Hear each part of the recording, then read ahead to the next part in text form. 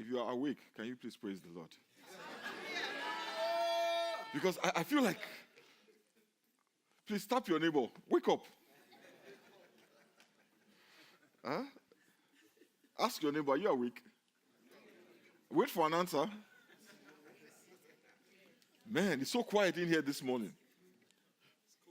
It's cold outside. Wow, it's cold. It's December. It's supposed to be cold, right? So I'm preaching a sermon this morning that we have titled, I think it's Under the Christmas Tree. Amen. And we begin our countdown towards Christmas and the end of the year. And I want to start by asking all of us a question. How many people here have ever had a Christmas present they were disappointed with? If you've ever had a Christmas present, can you raise your hand? Anybody? Some people have never been disappointed. Wow, you're so blessed. I know you don't get gifts or you don't give gifts. Who says you don't get gifts? That's even worse. Huh? The one I gave you.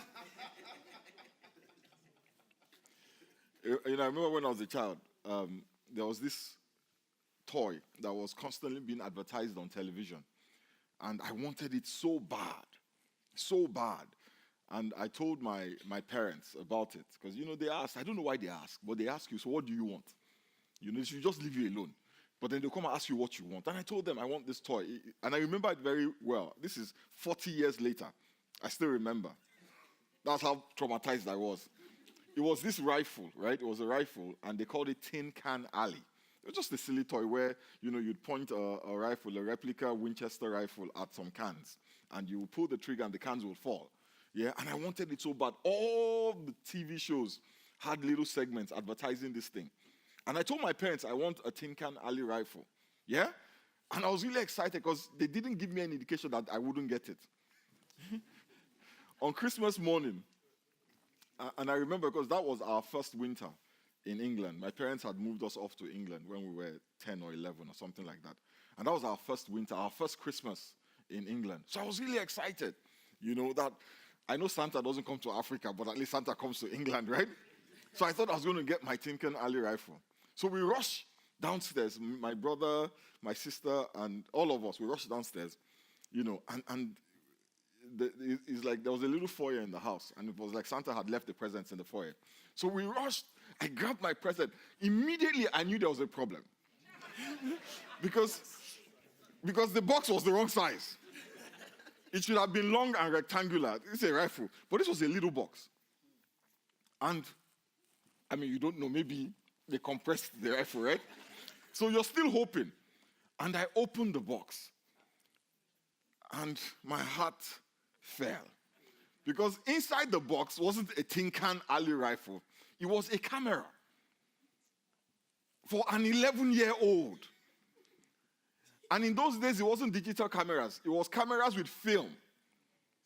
When I opened that box and I saw this Fuji camera, the pain that I felt, and woe betide you if you let that look on your face be seen by your parents.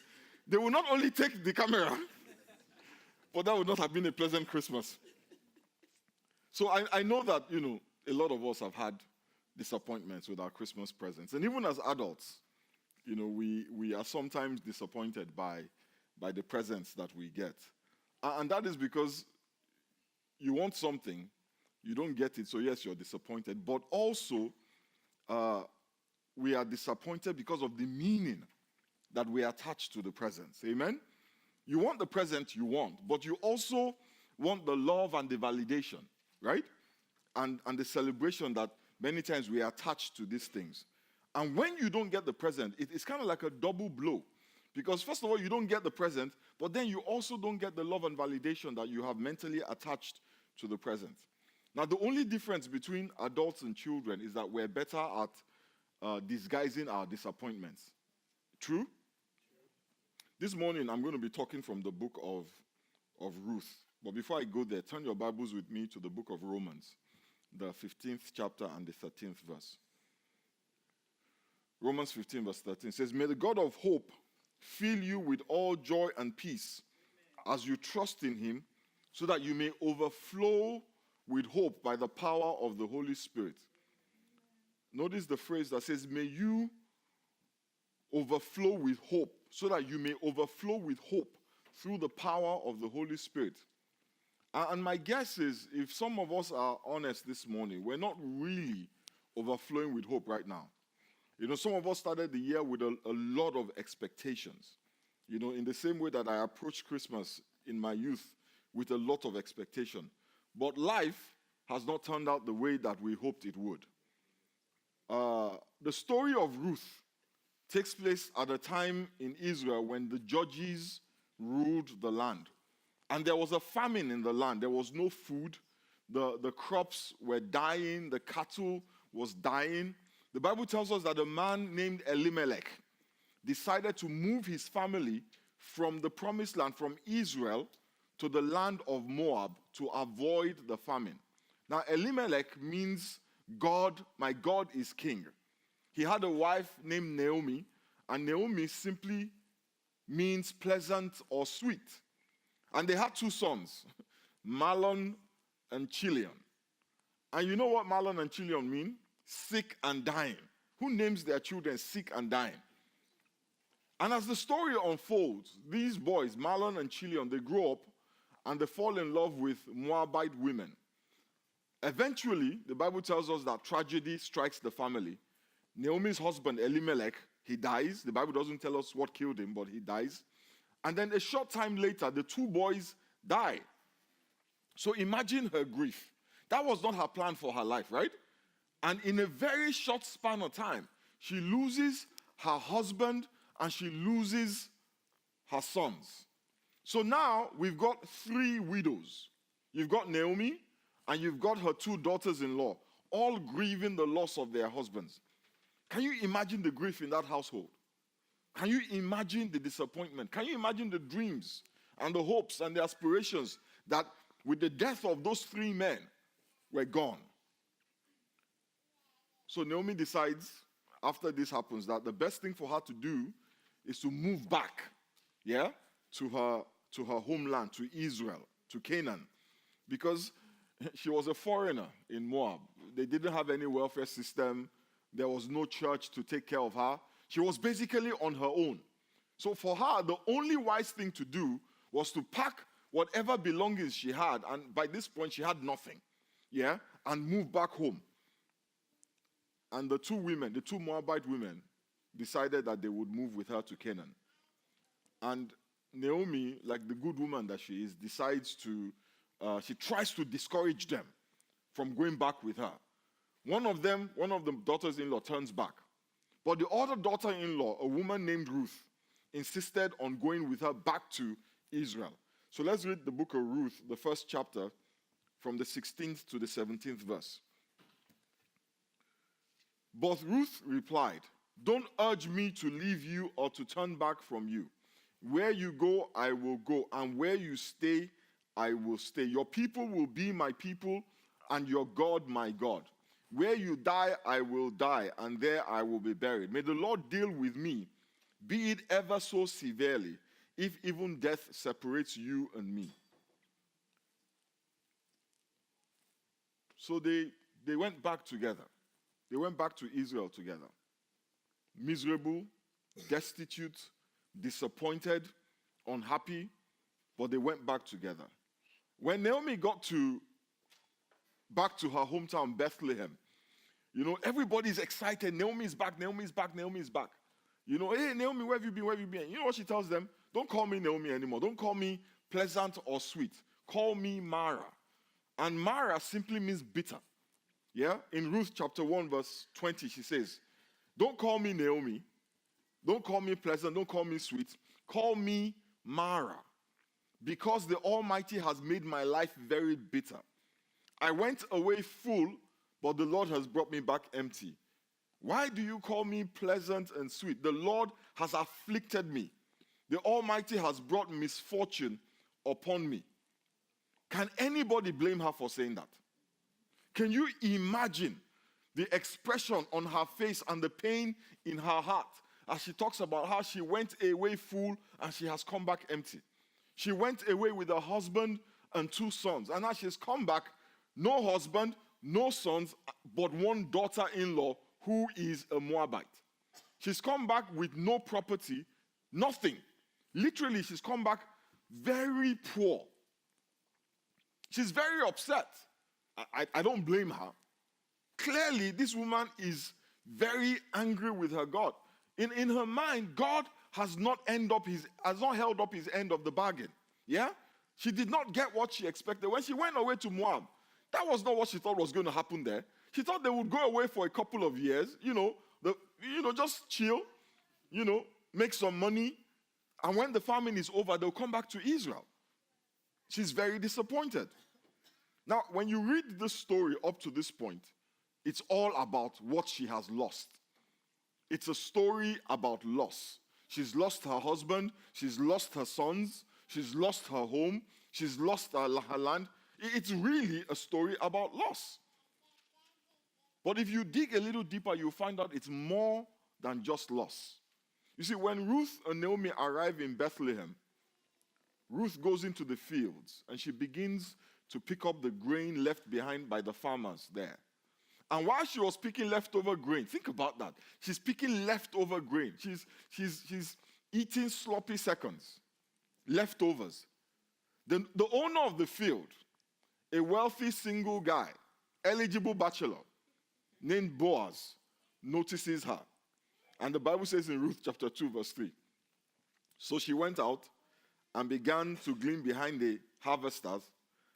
As it turned out, don't you say, as it turned out, she found herself working in a field belonging to Boaz, who was from the clan of Elimelech. That phrase, as it turned out, we don't say that these days. We say coincidentally. Or we say as luck would have it. Ruth ends up working in the field of Boaz. Yeah, Boaz is an eligible bachelor, wealthy guy. But he also happened to be a relative of her mother-in-law, Naomi. Now, to make a long story short, Boaz notices Ruth. He likes what he sees. And Naomi finds out what's going on. You know what she says to Ruth? Ruth, go take a bath. Yeah? Wear your best perfume. Put on your prettiest clothes. Then go to the barn. What kind of advice is that? then go to the barn where Boaz is sleeping. And after he's done eating, he's going to lie down in the barn and go to sleep. When he does, go and lie down at his feet, and he will tell you what to do from there.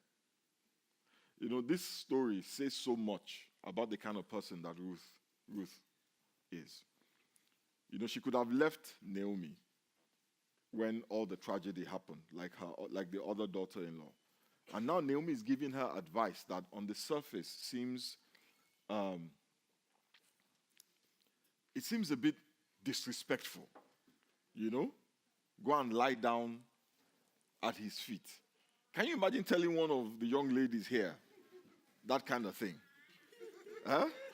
Really? Can you imagine it, ladies? If somebody said that to you, see that guy, eligible bachelor, he's got a lot of money.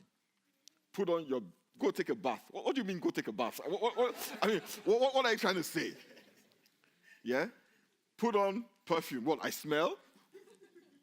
And go and lie down. I should, what? What? Go and lie down at his feet? Hello? Man, you'll be on CNN. But look at what happens next. I'm going to paraphrase the Living Bible a little bit here. In Ruth chapter 3, 8 to 11, it says, suddenly, around midnight, Boaz awakened. He sat up, startled. There was a woman lying at his feet. Who are you? He demanded. I mean, it's dark. He's just waking up. He's wiping the sleep out of his eyes. He can't see. It is I, sir, Ruth, she replied. Make me your wife, according to God's law, for you are my close relative. I mean, when I read this thing, I just cracked up. Because I'm trying to imagine this conversation in 2019. Make me your wife according to God's law. For you're my clothes. Is it like that? Apparently it was. He goes, thank God for a girl like you. Don't worry about a thing, my child. I will handle all the details, for everyone knows what a wonderful person you are. This story is unbelievable. But it has so many important implications for us in this Christmas season. Boaz is what is known as a kinsman redeemer, a guardian redeemer. And let me explain the law to you.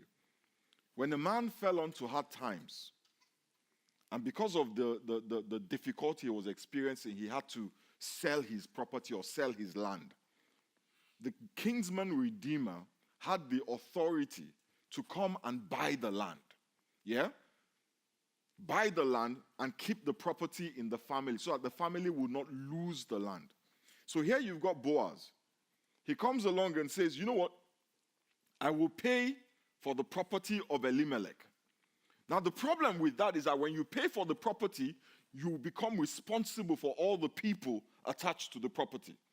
So by agreeing to take over the property of Elimelech, he was also taking responsibility for Naomi and for Ruth. He couldn't just take the property.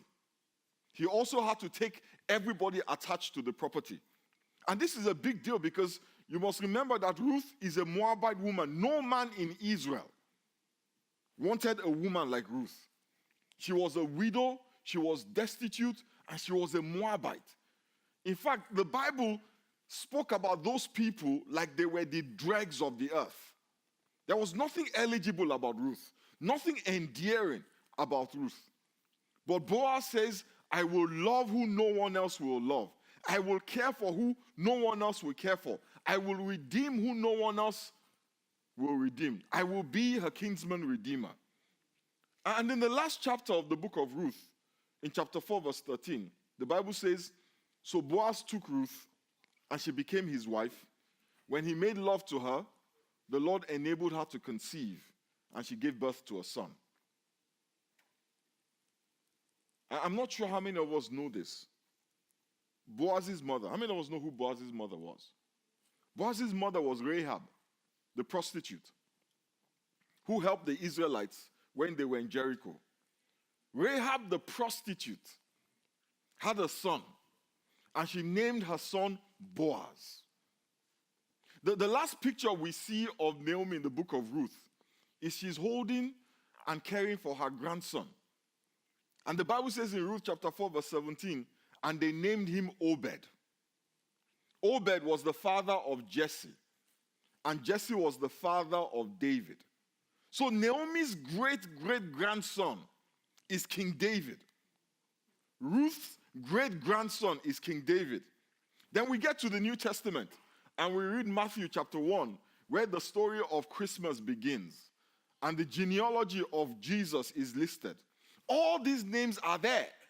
In the family tree of Jesus is Rahab, the prostitute from Jericho, the mother of Boaz, who married Ruth, the pagan Moabite woman. They had a son named Obed. Obed had a son named Jesse. Jesse had a son named David.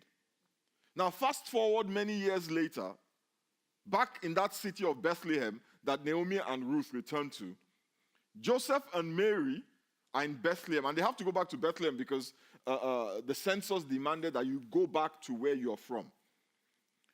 Now, many of us don't realize this, but Mary, lovely name, by the way, is derived originally from Mara. Yeah?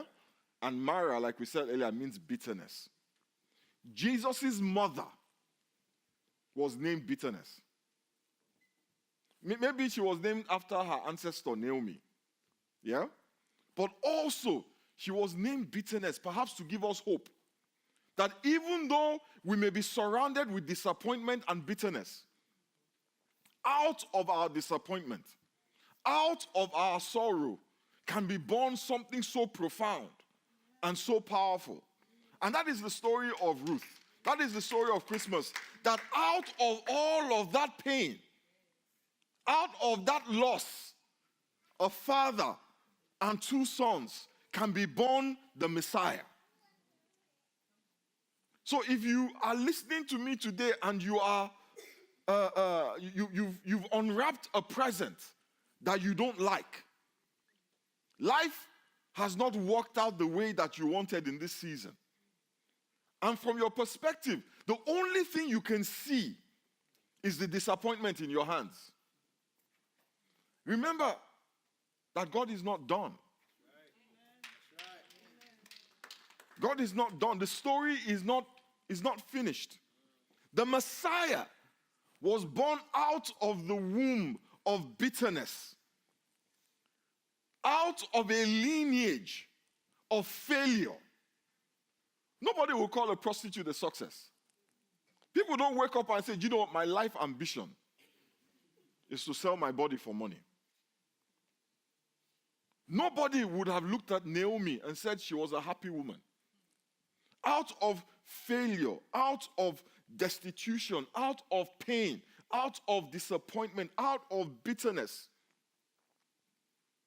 came the Messiah. When the disciples stood on Calvary and they looked at the cross, imagine how they felt. They never expected that this is how this thing would play out.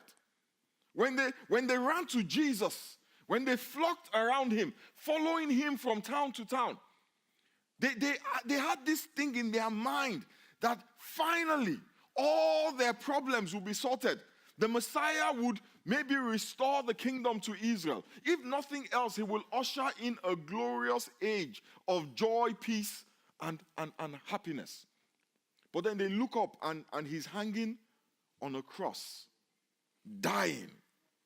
I'm sure Peter expected that any moment now, the angels of God would show themselves.